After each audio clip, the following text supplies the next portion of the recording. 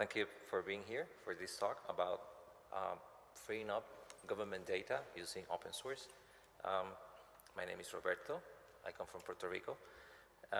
Currently, I work for the company Cryptico, but I was a government employee for 12 years. You can follow the talk. I posted a short link. If you want to follow it, it's a Google document. It allows comments, so you can comment on slides if you have questions or comment specifically for anything about the talk. It is not a glamorous topic, but the consequences of freeing data, government data, correctly are very big. And the amount of technologies involved in these kinds of solutions are very, I would say, hardcore, because they involve a lot of different aspects of software development. I work for the company Cryptico. It's a data company. Don't be fooled by the suit. I'm also a hardcore nerd. I was a nerd when being a nerd got you beat up at school. So yeah, I have to dress up like this because the company flew me, so they wanted me. They didn't want a shirt, they want a suit. I've been in the industry for 29 years. I've done a lot of software development. My biggest accomplishment has been Mayan EDMS, a document management system done in Django, where government agencies use it for free to store and manage all the documents. The software also created a bit of a controversy, creating one of the first tests of the GPL commercially, because some people in China were actually violating the copyright of the software. I had to close the development branch to force them to comply. A lot of people said that as a developer, I could not do that. And the Free Software Foundation actually stepped in, and the first test about the power of the copyright holder in a GPL software was actually tested in this situation. I'm not a core Django developer, but I actually managed to get a few patches in and patches into the Linux kernel, specifically with cryptography. I was one of the core sponsors of the schema migrations for Django, the Kickstarter. In 2013, I was appointed Director of Software Development for the island of Puerto Rico by the CIO at the moment. And the problem with Puerto Rico is we don't have an official technology agency. So nobody has the legal power to enforce policies in the island. The Office of Management and Budget is the only agency closest to having that authority. So the CIO works at the Office of Management and Budget, but it's more of an advisor figure. One of the problems is he could not create official policies. He wanted to leave a legacy of what could be done. And he chose to free up government data for the first time in the history of our island electronically. After that, working as a private contractor, I've been doing policy working, I've been doing lobbying, I've been even flying to Washington to try to help the government understand the importance of releasing data, usable data for the end users. I've also done software development, game development, and surprisingly, this year I was also elected as chairman of the board of the International Game Developers Association. Strangely enough, it was a weird chance. Actually, that game is created using Pygame. Everything I do is using Python. So this is basically the current status of the government in the island. We have government agencies, each one has data of different sorts. Nobody gets in accordance with each other, so every single data set of the government of every agency is completely incompatible with other. Not only in the format, in the way they identify entities, the way they store the data, the way they transmit it. So in order to try to open up the data, government agencies have been trying to take the initiative, and this is the best solution they come up with. Everybody on their own trying to free up data. The problem is, since there's no consensus, some companies, some agencies just upload static data sets to FTP files, PDF files, which are impossible to OCR. Some government agencies using Microsoft SQL databases go the easy way and they just release a web service using the wizard included in the software, and it's also completely unusable. The planning board has a lot of maps, and they just upload the maps into a SRIS map server, for which you need a license just to connect and see the map, so also completely unusable to any end user, to any public person wanted to use the data. And some government agencies in Puerto Rico, believe it or not, still hold most of the data in COBOL flat files. So I have no idea how they even plan to release those into the public. So basically, this was my reaction when I was presented with this problem, and the CIO said, well, so you are now the director of software development, you figure it out. So the first thing I did was, well, instead of trying to fix the problem, let's first try to understand the problem. What do we need to make this happen? The problem is we have too many file formats. There's no consensus. And once the data is released, we have no policy on how to release it. It's not just about pushing a file into Dropbox. It's how do we make that information in that file usable for developers, for the public, for the citizens. That means no licensing cost to use the data. That means that for all the stuff that we wanted, there's no software available to do that. So we basically had to roll up our sleeve and create the solution ourselves. There's only 5 softwares in the market for releasing data, and none of them actually had all the features that we needed. And we came up with this. It's called LIBRE, means free in Spanish. It's an engine to create APIs as easy as possible from government data without having to change the original data. This way, government companies, the government agencies could still continue producing and updating their data sets because we don't touch how they do things, which is usually the first excuse you will get when you try to free up government data. This is basically the pipeline of what the software does. The idea is to take the most amounts of heterogeneous file formats, import them using a simple format description, create versioning, because another problem with the government is, at least in Puerto Rico, is provisioning of services. Most of the time, they want to take the data out, and they don't even have the correct infrastructure, the bandwidth of the servers to host this data. So as soon as 10 users connect to the data, the service goes basically to the floor. The server just goes offline. So our solution also had to create a sort of backup repository of the data. So we created versioning control of data into the application, and we have to be able to create a unified querying system. That way, our citizens only need to learn how to filter the data in just one format, and yet they will be able to filter any kind of data regardless of where it came from originally. And we have to be able to serialize this data in as many formats as possible, because Android loves XML, but web services, JSON REST users love JSON. And we have to be able to render in as many formats as possible. So basically, LIBRE accomplished this. LIBRE allowed as many government agencies to free up as much information as possible without actually spending money, and in a unified format, and from a single place. And we were able to turn completely boring spreadsheets into REST APIs endpoints, completely queryable, completely filterable, completely reusable. In a sense, we actually managed to increase the value of the data sitting on the government website servers.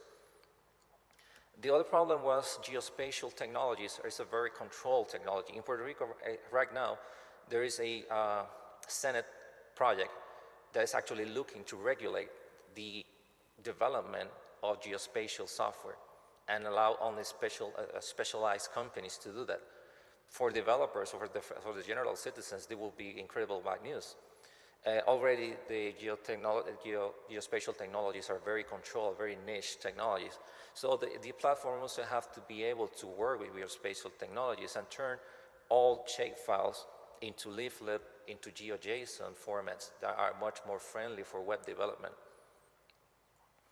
For example, a developer might benefit from this technology because LIBRE can take shapefiles, legacy shapefiles created using S3 products in updated projection formats like NAT 23, and LIBRE imports them and reproject them to geodesic projections like WGS 84, mostly used by Google Maps and Leaflet. So I can take maps that were drawn 60 years ago, and now I can re-export them digitally and reuse them in a web app with basically just one step, just defining how the data is and importing it into the application. So once the application has imported the data, it can also render the data, right? It can also render maps. And the developer just needs to capture the map in an iframe, and they can add geospatial capabilities to their software without actually writing code. This is an example of a dashboard that was created for a power company. So they could map the amount of the distribution of power generating facilities and power distribution facilities. And this is created from very outdated maps created in very outdated file formats. This is basically just 2 iframes and a custom query. So basically pretty much everybody loves it. The other problem is system administrators. They already have enough problems. So how do we make this as easy to maintain as possible? Well, we create as many web administration windows, views as possible and as easy as possible. Right here is the view to import a comma delimited file. The idea is just fill up 5, 6 text boxes, and you have a new API endpoint. So this is the reaction we get from sysadmins, and we love it. Web services. This is a hot topic. Who here has worked with web services, consuming web services? Do you like accessing web services? Do you like accessing undocumented web services? See, no hands. The problem with web services is they are very much dependent on who documented them. For example, the data types. You can have standard data types, strings, integers, but web services can also have complex data types, which is basically an instance of an object on the server. If you don't have documentation, you don't even have any idea what the properties of those complex data types are. If you don't have documentation, you don't know what the arguments of a specific function that you're going to call are required for you. So yeah, you tried deciphering a WDSL file of a SOAP web service. It's just a complete nightmare. So pretty much, web services are out of the question because they are not self-documenting. That's why most of the API interface of this system, of this initiative, was meant to be REST as much as possible. Why? Because REST is self-documenting.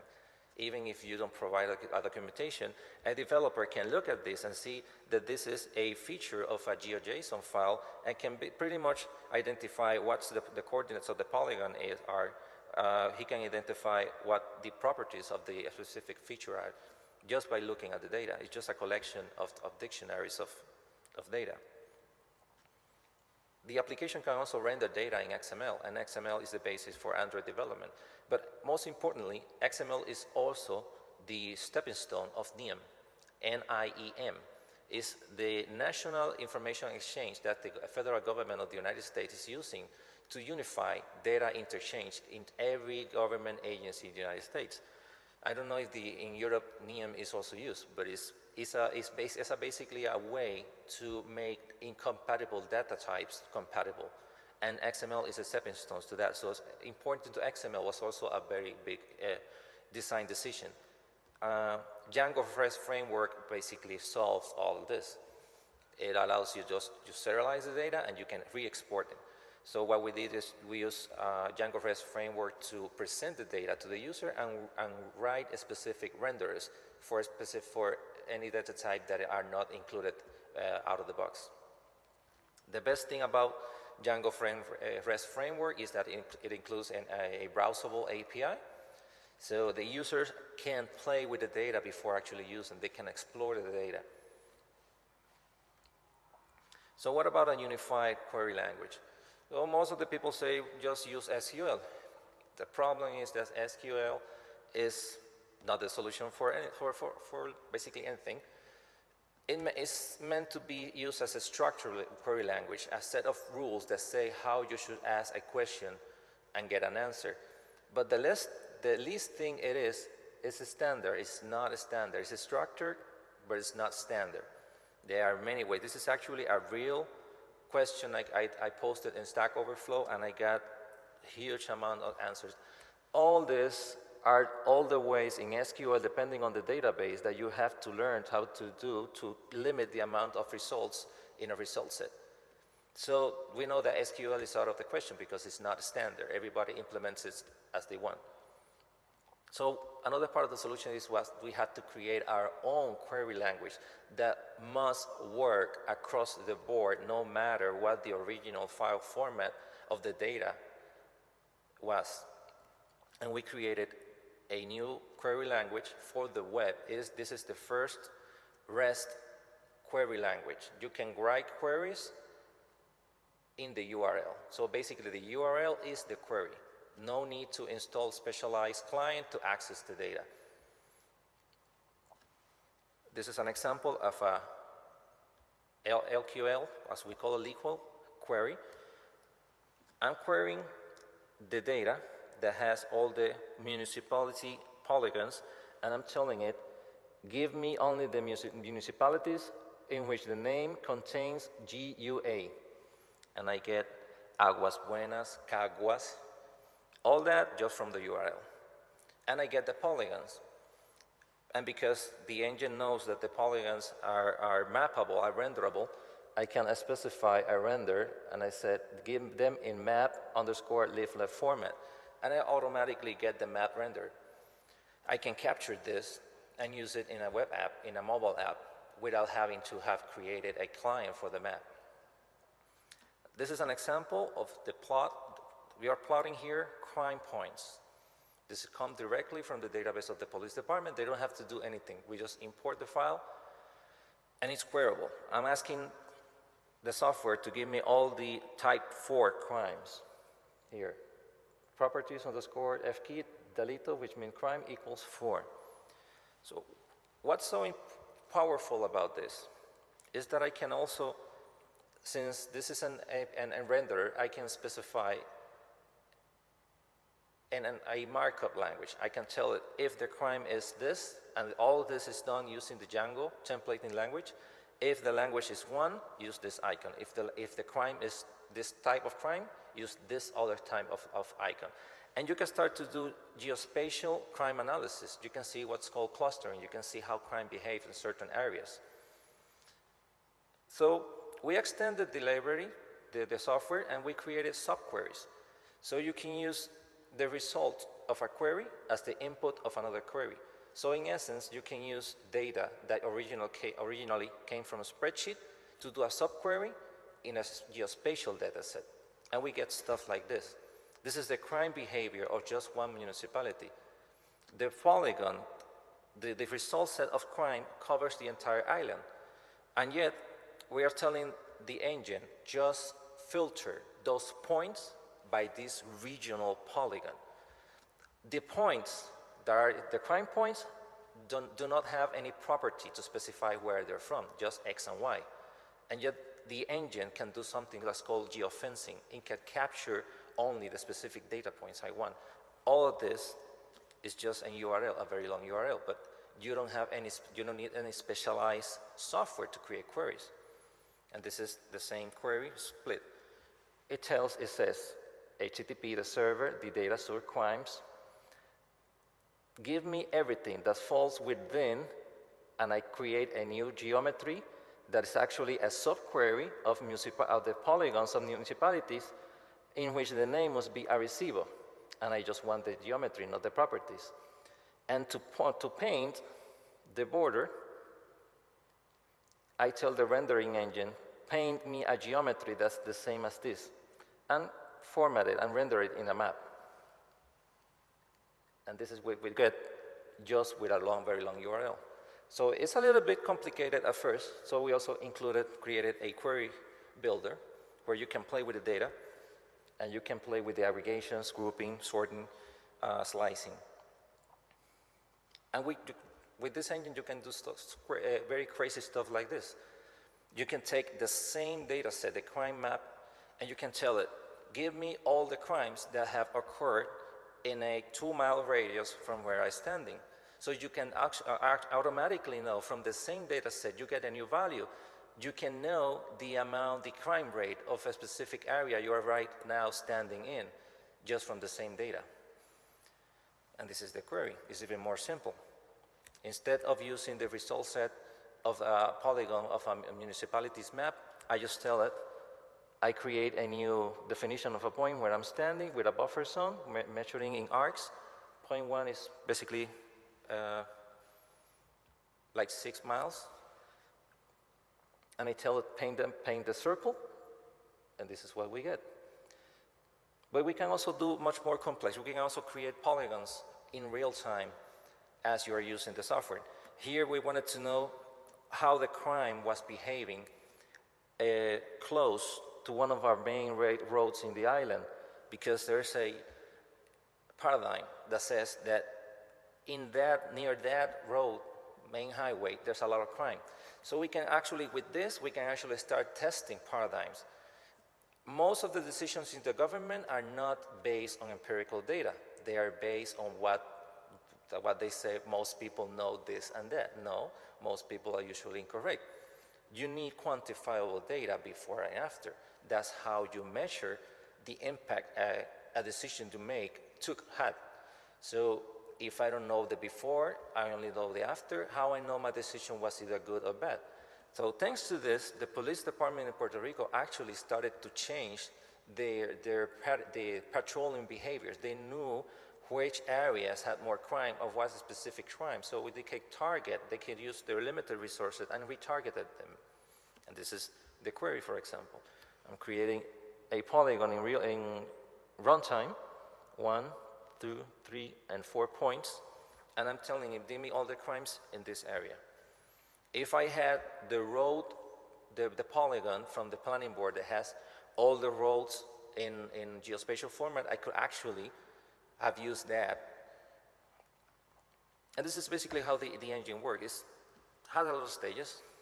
We are going just to browse through them. The code is open source. You can see it. You can see the code. You can check it out. You can modify it. You can contact me, and I can help you understand the code. So in a nutshell, it is an import engine. It's a database, a serializing database. It's a Python database. It has a Python query engine and a deserializing engine, all in one piece, in one piece of software. The main modules of the software are the scheduler, in which you define the rate at which you are going to pull the data. Why pull? Because most government agencies are not willing to give you their data. You have to pull it, to pull it periodically. They will not give you a replication of the data. There are many security concerns for them. So they will also usually just put a backup of their data somewhere publicly, and you will just get it. So we have to make the tool that would make get the most value of those limited access we get. So pulling the data was the best approach. The second phase is called origins, in which you tell the tool how to access the data. Some government agencies just upload it into Dropbox. Others will send us the file. Others will get us a port in the firewall, and we will be able to do limited queries on their database. So the LIBRE has to be able to access data in as many methods as possible, and that's what the data origins layer does, just how to get to the data. The next layer is the data drivers, which tells the engine how to interpret this data. Is it tabular data? Is it comma delimited data? Is it fixed width data? Is it a REST API endpoint? Is it a web service endpoint? Does it have no structure at all? Maybe it is a collection of JSON files. So it has to be able to work with all those. Because I cannot store in a database a blob or a geospatial map unless I'm using Django. Using your Django was basically out of the question. I must be able to store any kind of data on the database, regardless of the database I could use. So we used our own serialization method, heavily based on Django pickle field. Basically, it allows us to store any kind of data type in text fields in the database. So I can store dictionaries, I could store JSON file, I could store JSON data on SQLite, on MySQL, on Microsoft SQL Server. No, doesn't matter what database, we can store any kind of data type with this method. There's a speed penalty, but the purpose of this was to release data that was not in the millions of rows, was in the hundreds of thousands of rows. And this is the serving part. So the user, we first check that it's authenticated to us to access, has access control to view this endpoint. We analyze the query, we filter, we group, we interpret, we evaluate every row. Then we deserialize the data and we render in the format that the user wants, and we present it as an API response. And these are real-world examples of stuff created using this. This is the governor's dashboard. It was created based on Descartes BI, which is a tool, a very old tool I wrote to encapsulate D3GS inside Django to create charts. And 3 interns helped me, took it to this level. And we actually created this for the governor of Puerto Rico. It allows him to see in just one place the key performance indicators of several government agencies, all of which their data is completely incompatible. And he can see completely heterogeneous information in just one dashboard. This is the dashboard of the electric company. From here, he can know the decline of industrial client that the electric company has been suffering the last 10 years. And yet, the income of the electric company has remained steady, so they must be doing something that they should not be doing, like fixing the price per kilowatt, which they are. And now we have the empirical data to prove that, to start proving them. We can also see the distribution of all the generated power plants in the island, and we started to see automatically why some parts of the island tend to suffer from a lot of blackouts, because their voltage is produced here, and yet it is transformed, it is converted up and then down, and then up and then down, and by the time the electric comes here, it has lost so much power that if people turn on too many air conditioners, the grid in that area collapses. So it can actually help explain a lot of the behaviors of the power grid in the island. And the most important was this one. This is the behavior of usage of the power grid for 10 years. And we can actually rapidly start identifying the peaks and the valleys of the usage of electricity in the island. The power company, for example, sends brigade to preventively restore the grid if it collapses in summer, where people turn on the ACs. And it actually pays overtime without the employees working, just in case. They have them in a rotating pattern, just in case. The problem is they assume June and July are our hardest months, and hence where the grid collapses. This chart automatically proves that it's not. It collapses in September and October. So they are actually paying people and sending them to the street on the months we don't need them. And in the months we need them, they are not in a ready state. So this basically proves how taking decisions without empirical data is actually costing you more and decreasing the quality of services. This is the dashboard for the health, from the health department. And a lot of important, as a tropical island, dengue, which is kind of fever transmitted by a specific kind of mosquito, there are 5 types of dengue, or 4, and one of them is lethal. And a lot of money in advertisement, evangelization, how people should get vaccinated or is spent on this disease. And yet when you plot this disease in comparison with other diseases, you notice that is really not just a concern. Actually, asthma and hypertension and diabetes are much more grave, are causing much more death than dengue. So we actually have to refocus how we spend our health infrastructure money. This is the recycling agency data. They were trying to create new recycling centers on places where this chart shows will not be much to recycle. This is something we didn't even know we had. A lot of municipalities, because they are basically a little bit independent, were actually installing free Wi-Fi on their municipalities. And a plan to install free Wi-Fi to citizens was no longer needed because the municipality had already solved basically most of the problem, and we didn't know that after we created this software. And we created an interactive crime map. So in this application, this is just basically capturing a crime map, but allows the user to filter by date, municipality, and type of crime. And we have a data scientist and actually started to create charts to demonstrate that not all crimes behave the same way. That, for example, escalations, which is people getting in the houses, behaves completely inverted. That's most crime. Most crime get invaded during the day when people are working, while most crime happen most at night when people are outside partying and drinking alcohol. That's something we had no idea was happening. So basically, by just maybe sending people to the houses in different time slots to have their meal would actually help decrease that time of crime. This is an application some students created as part of a hackathon. It's called GeoTire. And using the Department of Solid Waste data about recycling, tire recycling, and tire selling companies that we export as an API, we're able to create an application that will tell you the closest tire selling company if you get stranded on the road. And you can see the metadata, and you can click, and it will tell you how to get there and get your car fixed as soon as possible.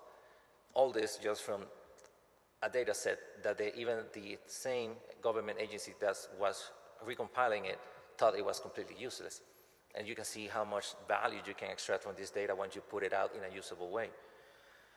This is the source code of the application, and you can see here Cryptico, and this is the query they do. They just ask the application to give them the geometry of all the points that are in a buffer zone where you stand. That's all they needed to do to create the application. This is basically, this view composes 80% of their application. The rest is just templating. So we are also hosting a lot of data sets that we can find as a company. We're also very committed. And we have our own instance of this running on our servers that we pay for them because we want to set the example, and we are hosting a lot of data sets. We are hosting a lot of data sets from the power company so that people may be able to use them until a time where the government has the infrastructure strong enough to host this data themselves. We have made a lot of improvement to the open source version, and we can now offer a end user kind of a portal so that non-programmers can actually probe the data and download them in JSON, XML, YAML, comma delimited files that were not usually available in those formats. Now a mathematician, for example, a data scientist, can get this data, start processing it without having to worry how to convert it, how to filter it, how to obtain it. So in that sense, it basically makes the people who do data analysis job a lot easier. And we are planning to introducing R language support into the platform so we can run R scripts from this software. This is the commercial version of the software, has QR coding too. And thanks to this, and this is the next generation query builder. And thanks to these approaches, we actually managed to get the first official API portal of the government of Puerto Rico running, and it's based on our technology. It's not based on Socrata, it's not based on any other of the few commercials providers. It's actually, this portal is using our technology, and it's the first official government portal in the island, and it was created thanks to these efforts. The Institute of Statistics is the only agency with the legal power to require other agencies to hand over their data, so it was a natural decision for them to be the gatekeepers of this data, and we help them, and they have their own installation of the software. So if you have any question, so, thank you.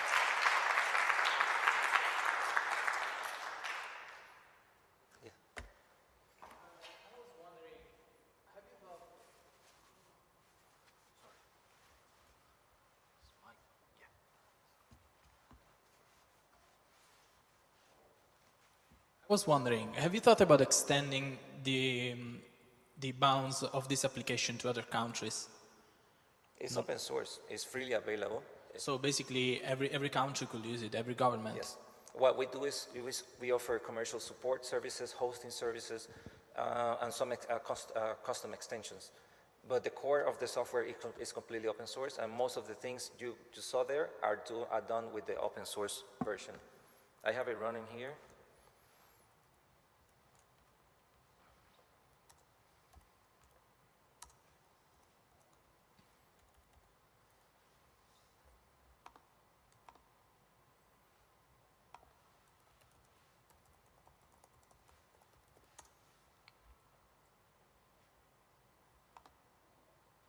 And this is the dashboard for the electric company data being rendered in real time. And it's interactive. And I can do simple analysis on the data.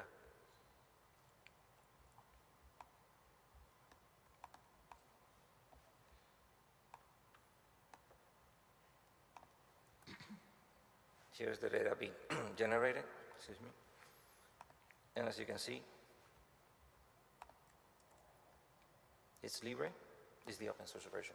So everything I'm doing here is just done with two open source software. LIBRE as a data provider and the cart as the presenter of the data. But there's no commercial software in this demonstration, for example. Oh, that's amazing. Thank you. And another small thing is, have you thought about integrating correlation or machine learning algorithm to this data? Machine learning? Machine learning or correlation algorithm. This might be the next step, right? It's outside my knowledge, but I do, it's open source. So if anybody wants to do automatic analytical analysis, predictive analysis, curve prediction on this data is welcome. It's not my core area of knowledge, but at least the data is now in a format where you can do that. How do you manage the internationalization of the application? By internationalization, I mean the translation by e-cards? No, by using Transifex. Transifex is a service when in Django you create the language template and you upload them to Transifex, and this way anybody without having to know software development can translate just your strings, and then you pull the translated strings and you include them in the product. LIBRE is using Transifex, Mayan, and OpenRelay 2, which is a custom peer-to-peer file system we created for the MIT University. But here, the internet is not cooperating. Oh. Here are the languages where the software has been translated. So it has been translated, for example, Mayan in 29 languages, and I only know Spanish and English. That's about it. A little bit of Japanese and Italian, just basically. But people can help and translate the software by just going here, seeing the text in the English original language, and just typing the corresponding translation. And this service is free. They offer a paid service and a free service for open source software. See, and there's name, somebody translated, and you can create teams, and you can approve and disapprove people. Well, all this is volunteer work. The people, yeah. Sorry, a kind of PO edit, do you know? It's a PO editor, yes. Yeah. But it works with a lot of file formats. Thank you.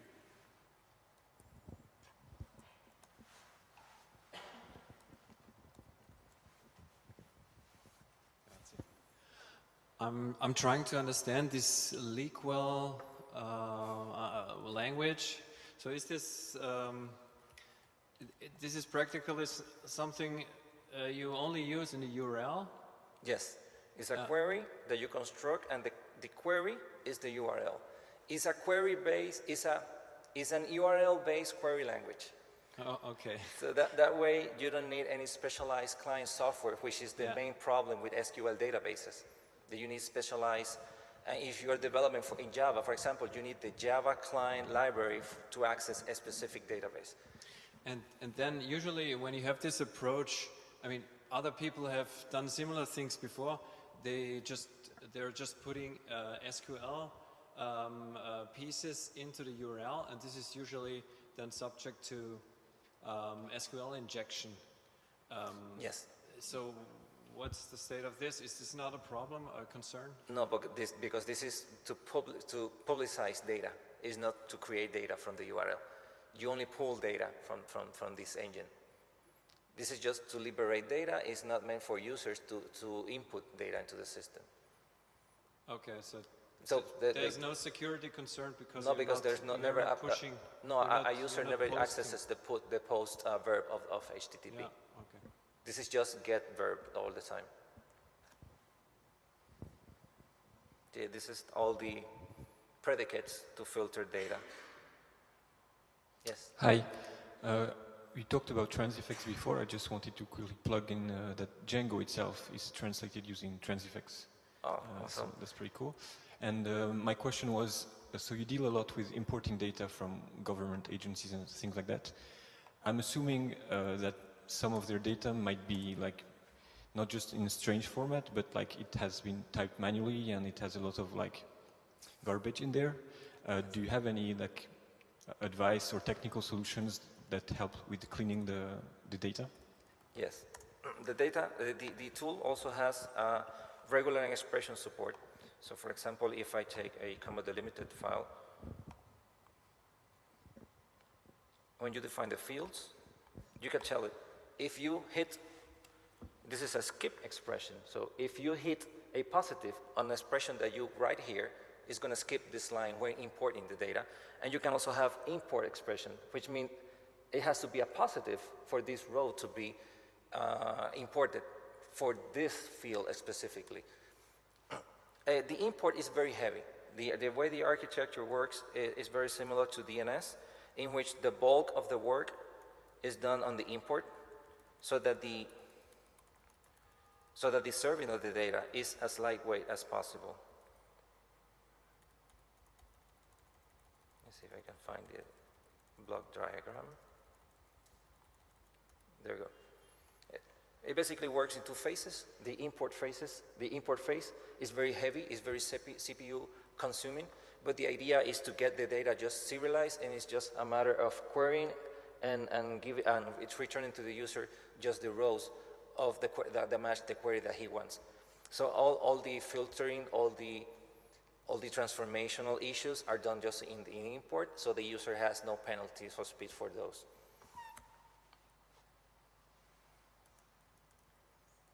And a final plug, is done using Django suits.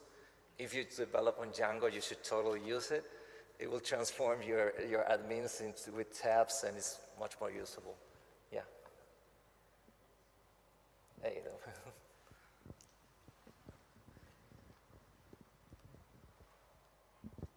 go. Yeah, one question on this Django suits. I think it's you have to buy a license when you use it commercially. So how you do it? Because for the project you include it for free, because if it's included in an open source project you don't have to pay a license, but for clients. Yes, this is for the open source version. The commercial version is called Intrinsicus, and it's completely different. It's a regrowth of the same software. Oh really? Is it not like you're included in your software, and when you give it to a paying client, you should ask for a fee and give it to the developers of Django Suite, isn't it? Well, I haven't talked to them if that's how it works. We have two versions of the software. We have two versions, two of commercial offerings. We have Intrinsicus 1.5, which is a set of plugins that go on top of the open source version. So you need to install the open source version, and then you install our, let's say, total conversion package. But we also have Intrinsicus 2.0, which does not use Django Suite. It's a completely rewriting of the whole platform because it is a commercial product. So it's up to the client to decide if they want to use the open source version with our commercial extensions, or if they want to use the 100% commercial version that we rewrote from scratch that has other technical capabilities. So, but if you give them the open source version, you ask them to pay for Django Suite license? It's not a commercial product. It's a free, they have to install them by themselves. And then on top, they install an extension pack. So the software is free. And in that sense, it is open source, it's free. Django Suite license is for your software is closed. The source is not available. I will talk to them, but that's how I interpret their licensing scheme. I think it's dual licensed because it's dual something license. that I also thought about, and I think if it's dual licensed, then yeah, if they install it themselves, they have to think about paying the license for legal reasons. Yeah. Yeah, well, we have a legal team. I'll take them to them to see for it. But we haven't had problems with other libraries that are dual licensed. For example, we have PyCharm licenses for this software, even though we have a commercial offering because the core of the software is free. So PyCharm is very strict for that, for example. And even with those terms, they gave us free licenses for their IDE because they believe that because the core of the project is open source, that you create commercial extensions on top of them. It's pretty much like Django.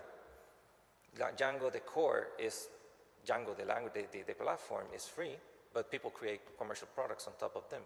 So you don't ask people who use Django, the developers, to pay. Only people who close the software, the source of what they create with Django, are the ones that must buy the rights to use the libraries when they are closed.